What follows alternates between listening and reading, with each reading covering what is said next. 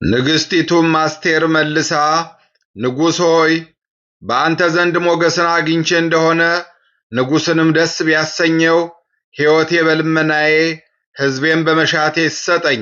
እኔና ሕዝቤ ለመጥፋትና ለመገደል ለመደምሰስ ተሽጠናልና።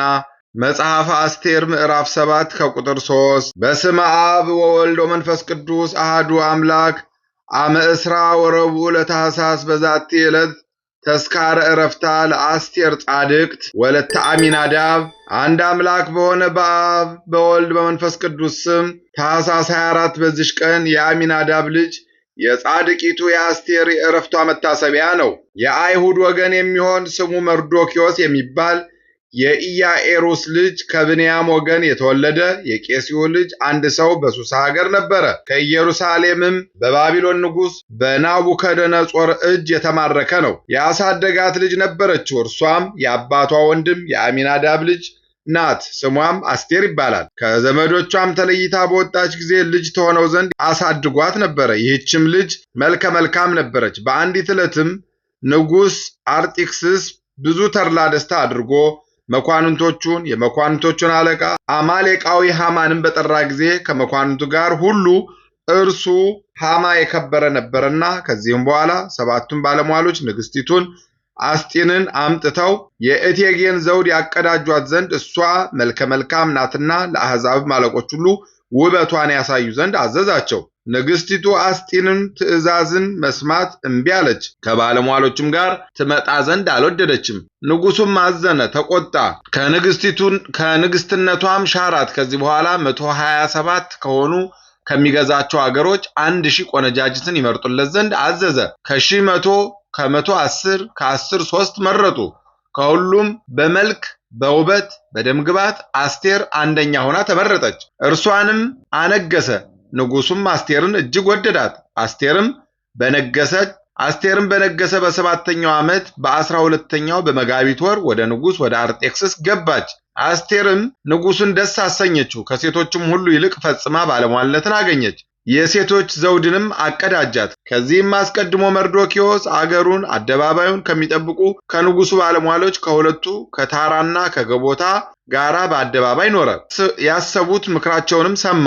ንጉሥ አርጤክስስ ይገድሉት ዘንድ ወንጀልን እንዳዘጋጁ አወቀ፣ ተረዳ። ለንጉሡም የነሳቸውን ነገር ነገረው። ንጉሡም ሁለቱን ባለሟሎች መረመራቸው፣ ኃጢአታቸውንም አምነው ተቀጡ። ንጉሡም ይህን ነገር ወግ ታሪክ በተጻፈ መጽሐፍ ጻፈው፣ መርዶክዮስም ጻፈው። ሃማ ግን አማሌቃዊ ነበርና መርዶክዮስንና የእስራኤልን ወገኖች እጅግ ይጠላቸው ነበረ። የአይሁድንም ወገን ሁሉንም ሊያጠፋቸው ወደደ። ሀገሪቱም ሁሉ ታወከች። መርዶክዮስም እንዲህ መሆኑ ባወቀ ጊዜ ልብሱን ቀዶ ማቅ ለበሰ። አስቴርም በፊቷ የሚቆም ባለሟል አክራቴዎስን ጠርታ የተረዳ ነገር ይሰማ ዘንድ ወደ መርዶክዮስም ላከችው። መርዶክዮስም የሆነውን ነገር ሃማ እስራኤልን ያጠፋቸው ዘንድ ወደ ንጉሡ ሳጥን 1000 መክሊት ወርቅን አገባለሁ ብሎ ለንጉሥ እንደነገረው ያጠፋቸውም ዘንድ በሱሳ ሀገር ያኖራትን የደብዳቤቱን ቃል ነገረው። አስቴርም በሰማች ጊዜ በሱሳ ያሉ እስራኤልን ሂደህ ሰብስብልኝ፣ ጾሙልኝ፣ እስከ 3 ቀን ድረስ ቀንም ሌሊትም አትብሉ አትጠጡ፣ እኔና ደንገጥሮቼ እንጾማለን። ከዚህም በኋላ ወደ ንጉሥ እገባለሁ፣ እሞትም እንደሆነ አልቀርም ብላ ከመርዶክዮስ ወደ እርሷ የመጣውን ያንን መልእክተኛ መለሰችው። ከዚያም በኋላ በሦስተኛው ቀን ጸሎቷን በጨረሰች ጊዜ የሐዘን ልብሷን አስወግዳ የተድላ ደስታን ልብስ ለበሰች። የምታስፈራም ሆነች። ሁሉን የሚመለከትና የሚያድን እግዚአብሔር ጠራችው። ሁለቱን ደንገጥሮቿን አስከትላ ሄደች። አንዲቱን ተወዳትና ተራራላት ነበረ። ሁለተኛይቱ ግን ልብሷን ተሸክማ ትከተላት ነበረ። እርሷ ግን በጌጡ ሁሉ ፈጽማ አጊጣ አምሮባት ነበር። ወደ ወዳጆቿ እንደምትሄድ ፊቷም የሚያበራ ሆነ። ልቧ ግን ሞትን ከመፍራት የተነሳ አዝኖ ነበር። በሩን ሁሉ ገብታ ወደ ንጉሡ ደረሰች። እርሱም በጌትነቱ ዙፋን ላይ ነበረ። ዋጋው ብዙ የሆነ ሁለንተናው ወርቅና ዕንቁ ያለበት የሚያስፈራ ልብስ ለብሶ ነበረ። ፈጽሞም ያስፈራ ነበር። ፊቱም ተለውጦ በዓይነ መዓት አያት። ንግሥቲቱ ከፍርሃት የተነሳ እንደ ቅጠል ጠወለገች። ለመውደቅም ተፍገምግማ በፊቷ የምትሄድ የብላቴናዋን ራስ ተደገፈች። እግዚአብሔርም የንጉሡን ልቡና ወደ የዋህነት መልሶ ታገሳት። ከዙፋኑም ተነስቶ ስቦ በአጠገቧ አስቀመጣት። በበጎ ቃልም ያባብላት ጀመረ። የአገራችን ሥርዓት ልዩ ነውና እንዳትሞቺ እኔ ወንድምሽ ነኝ አላት። የወርቁንም በትር አንስቶ በአንገቷ ላይ አኖረው። እቅፍ አድርጎ ይዞም ንገሪኝ አላት። አንተ ድንቅ ነህና ፊትህም መፈራትን የተመላ ነውና ከጌትነትህ ግርማ የተነሳ እንደ መልአከ እግዚአብሔር ሆነህ ባየሁ ጊዜ ልቤ ደነገጠብኝ አለችው። ንጉሡም አስቴር ምን ትፈልጊያለሽ? የምትማልጅኝስ ምንድን ነው? ለአንቺ የሆንልሽ ዘንድ እስከ መንግሥቴ እኩሌታ ውሰጂ አላት።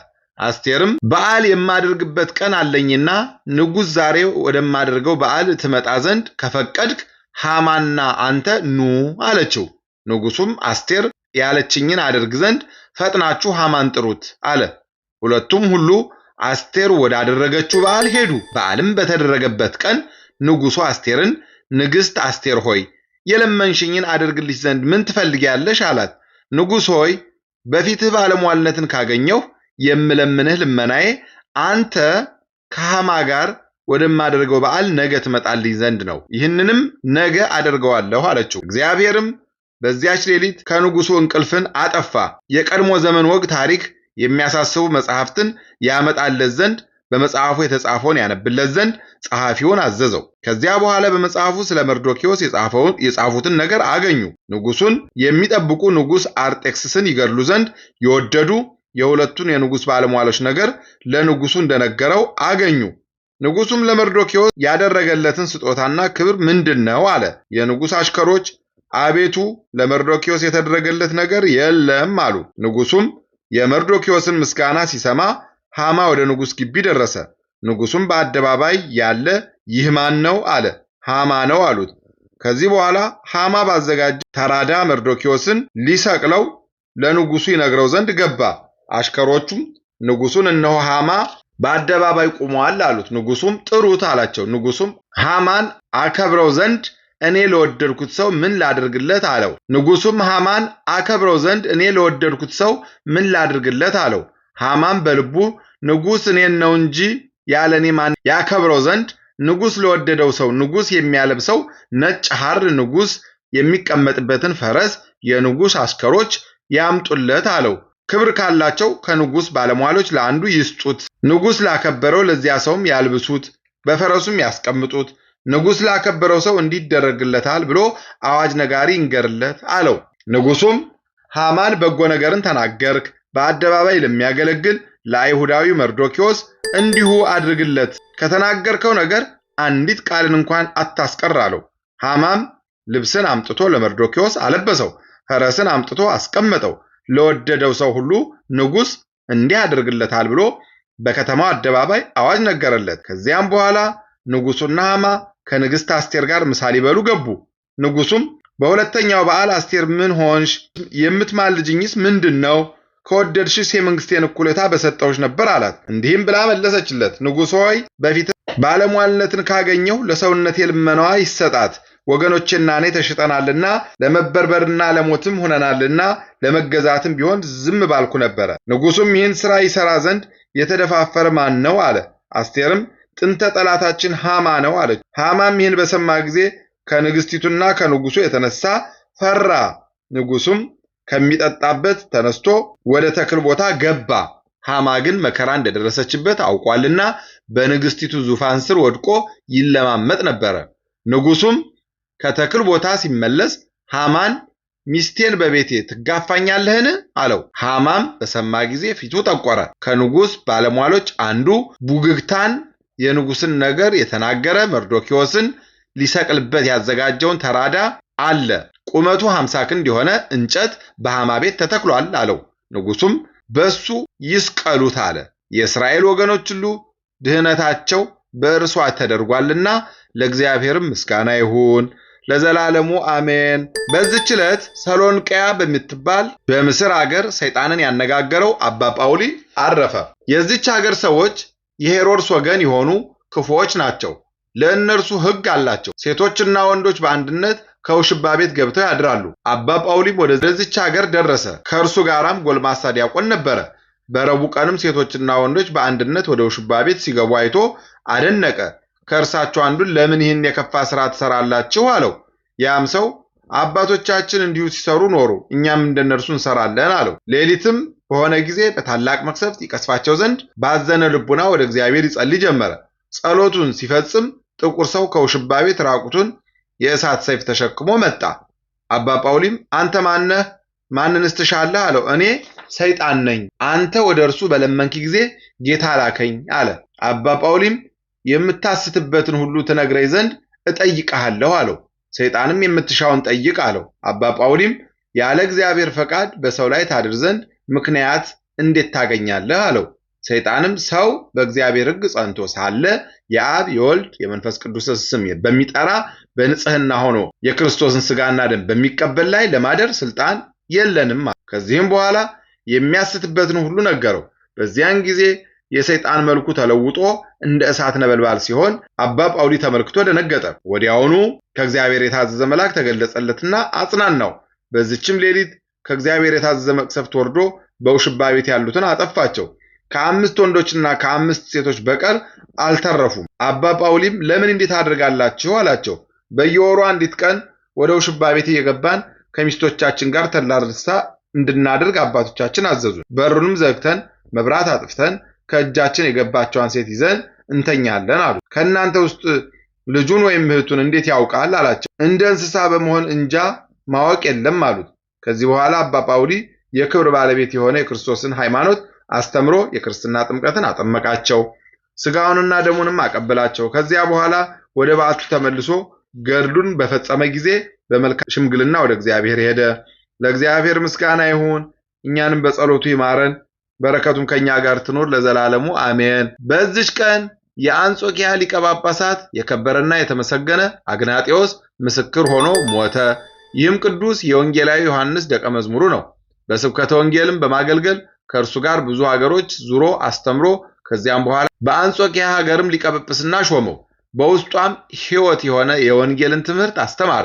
ብዙዎችንም እግዚአብሔርን ወደ ማወቅ መለሳቸው። የክርስትና ጥምቀትንም አጠመቃቸው። በትምህርቱም ልቡናቸውን አበራላቸው።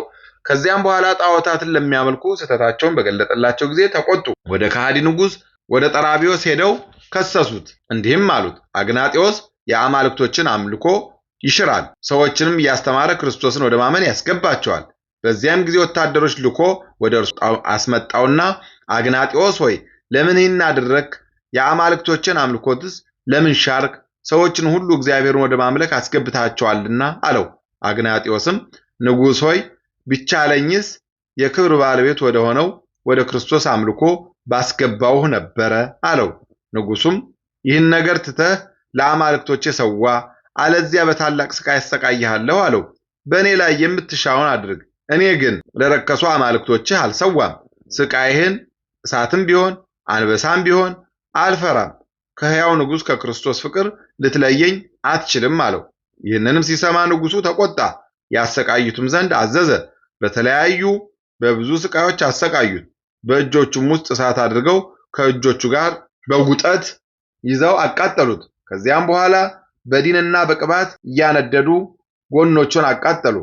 በሾተሎችም ሥጋውን ሰነጣጠቁ። ከማሰቃየትም በደከሙ ጊዜ የሚያደርጉበትን እስቲመክሩ ድረስ ከወህኒ ቤት ጨመሩ። ብዙ ቀኖችም በዚያ ኖረ። ከዚያም በኋላ አስታወሱት። ከወህኒ ቤትም አውጥተው በንጉሡ ፊት አቆሙት። ንጉሡም አግናጤዎስ ሆይ አማልክቶችን ብታያቸው ውበታቸው ባማረህ ነበር አለው። ቅዱሱም ንጉሥ ሆይ አንተ በክብር ባለቤት ክርስቶስ ብታምን ሙታኖች የምታስነሳቸው፣ በሽተኞችን የምትፈውሳቸው ባደረግህ ነበር። ንጉሡም ለፀሐይ ከመስገድ የተሻለ የለም አለ። የከበረ አግናጤዎስም መንግሥቱ የማያልቀውን ፈጣሪ ትተህ ለተፈጠረ ፀሐይ ትሰግዳለህን ብሎ መለሰ። ንጉሡም ለራስህ መልካም አልክ፣ ግን በመተላለፍ የአንጾኪያንና የሶርያን ሰዎች ስበህ ወደ ክርስቶስ አምልኮ አስገባቸው እንጂ አለው። የከበረ አግናጤዎስም ተቆጥቶ ንጉሥ ሆይ ከንቱ የሆነ ጣዖትን ከማምለክ ሰዎችን ስለሳብኳቸውና ሰማይና ምድርን ወደ ፈጠረ ወደ ክርስቶስ አምልኮ ስላስገባቸው በእኔ ላይ ትቆጣለህን? ለረከሱ ጣዖቶችህ እንድሰዋ ታዘኛለህን? እኔ ግን ቃልህን ተቀብዬ ለሰይጣናት አልሰዋም፣ ለእውነተኛው አምላክ ለአብ ለወልድ ለመንፈስ ቅዱስ ሰዋለሁ እንጂ አለው። በዚያን ጊዜ ንጉሥ ተቆጣ። ከሥጋው ምንም ምን ሳያስቀሩ ይበሉት ዘንድ 2 የተራቡ አንበሶች በላዩ እንዲሰዱ አዘዘ።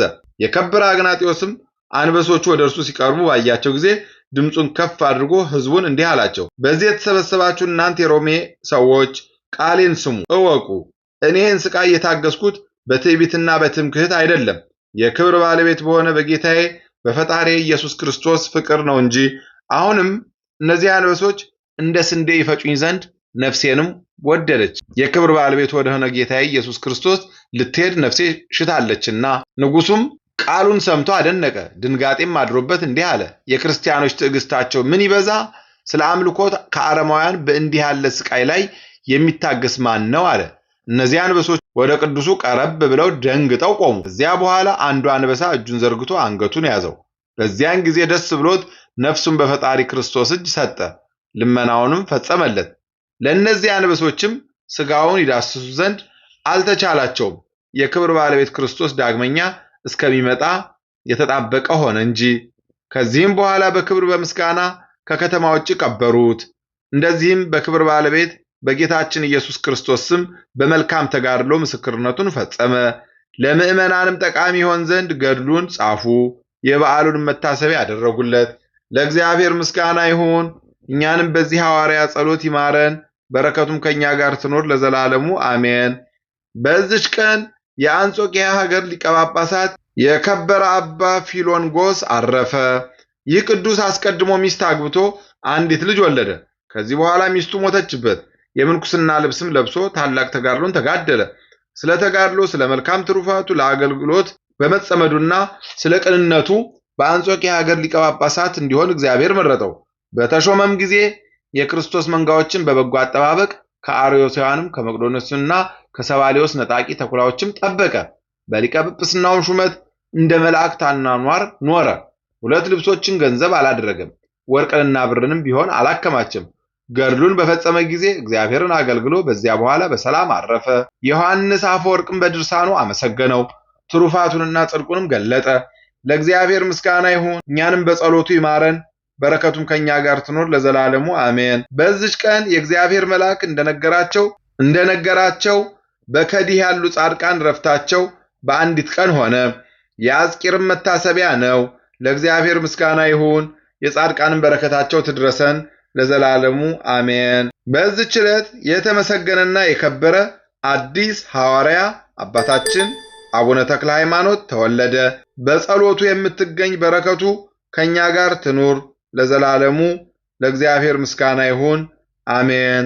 አንድ አምላክ በሆነ በአብ በወልድ በመንፈስ ቅዱስ ስም ታኅሳስ 25 በዚች ቀን ከግብጽ ደቡብ ጻ ከሚባል አውራጃ መንጹ ስብራ በምትባል ከተማ የከበረ አባ ዮሐንስ ከማ አረፈ። ምስጋና ይሁን ለአብ ለወልድ ለመንፈስ ቅዱስ አንድ አምላክ በሚሆን ዛሬም ዘወትርም ለዘላለሙ አሜን። በታኅሳስ 24 ቀን የሚከበሩ ዓመታዊ የቅዱሳን በዓላት ቅዱስ አቡነ ተክለ ሃይማኖት፣ ቅዱሳን ጸጋ ዘአብና እግዚአርያ፣ ቅዱስ አግናጢዮስ ሐዋርያ፣ ቅድስት አስቴር፣ አባ ፊሎንጎስ ሊቀ ጳጳሳት፣ አባ ጳውሊ ጻድቅ፣ ጻድቃን ቅዱሳን ዘከዲህ። ወርሃዊ በዓላት ቅዱስ ቶማስ ዘመርዓስ፣ አቡነ ዘዮሐንስ ጻድቅ ዘክብራን፣ ቅዱስ አጋቢጦስ ጻድቅ ኤጲስቆጶስ፣ ቅዱስ አብላሪዮስ ታላቁ፣ 24ቱ ካህናተ ሰማይ ሱራፌል፣ ቅዱስ አባ ሙሴ ጸሊም ኢትዮጵያዊ፣ ቅድስት ክርስቶስ ሰምራ። ንግሥቲቱ አስቴር መልሳ ንጉሥ ሆይ በአንተ ዘንድ ሞገስን አግኝቼ እንደሆነ ንጉሥንም ደስ ቢያሰኘው ሕይወቴ በልመናዬ ሕዝቤን በመሻቴ ይሰጠኝ። እኔና ሕዝቤ ለመጥፋት ለመገደል ለመደምሰስ ተሽጠናልና። መጽሐፈ አስቴር ምዕራፍ 7 ከቁጥር 3። የሰማነውን በልቦናችን ያሳድርብን። ከቅዱሳን አባቶቻችን ከቅዱሳት እናቶቻችን በረከት ረድኤት ያሳትፈን። ክፉውን ያርቅልን፣ በጎውን ያቅርብልን። የተሻለውን ነገር በቸርነቱ ይስጠን። ወርሃ ጾምን በሰላም እንዳስጀመረን በሰላም አስፈጽሞ ለብርሃነ ልደቱ ጥምቀቱ በሰላም ያድርሰን። የጻድቃን በረከት አይለፈን። ይልቁንም የኢትዮጵያዊው የቅዱስ አባታችን የአቡነ ተክለ ሃይማኖት በረከት ረድኤት አይለየን። ምድራዊ መልአክ ብርሃናዊ መልአክ ከቅዱሳን ጋር በመገኘት ከቅዱሳን መላእክት ጋር 24ቱ ካህናተ ሰማይ ጋር ተደምረው የሥላሴን መንበር ያጠኑት የጻድቁ በረከት ይደርብን፣ በቤታችን ይግባ፣ የቸርነቱን ሥራ ይስራልን። ወርሃ ጾም በሰላም ያስፈጽመን። አቡነ ዘበሰማያት ይትቀደስ ስምከ ትምጻእ መንግሥትከ ወይኩን ፈቃድከ በከመ በሰማይ ከማሁ በምድር ሲሳየነ ኢየሱስ ክርስቶስ ከመ ይስረይ ለነ ኃጣውኢነ ተማፀነ ብከ ያለ እግዚአብሔር አብይ ኦ እግዚእ ኢየሱስ ክርስቶስ ስራይ ኃጢአቴ ወኃጢአተ ኩሉ ሕዝብከ ማሰር ኃጢአት እግዚአብሔር ይፍታ። እግዚአብሔር ይባርክ። ሰላም ያሳደረ ሰላም ያውለን፣ ሰላም ያዋለ ሰላም ያሳድረን። ይቆየን።